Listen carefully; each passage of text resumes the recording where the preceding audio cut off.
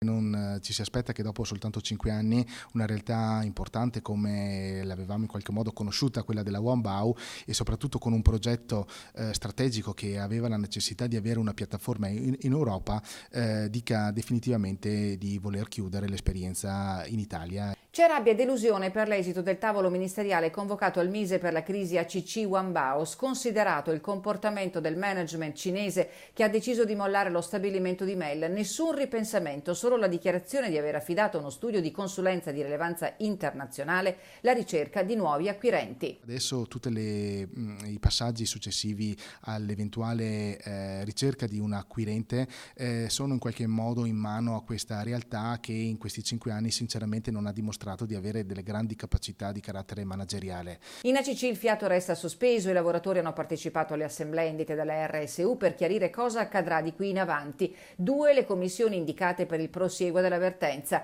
per il monitoraggio della produzione, la prima, e per l'affiancamento ai consulenti individuati dall'azienda, la seconda. Per quest'ultima Ministero e Regione hanno scelto il nome di Maurizio Castro, già commissario straordinario di ACC, cui spetterà di vigilare e di verificare allo stesso tempo i nomi dei futuri acquirenti. Mel rimane l'unico stabilimento per il compressore ermetico e le condizioni del mercato sono migliori rispetto a quelle di 5 anni fa che garantirono l'ingresso del gruppo cinese, dice il sindaco Cesa. Bisogna però che venga fatta un'accurata ricerca di eventuali aziende interessate a questo acquisto e soprattutto il rilancio e soprattutto l'investimento sul prodotto.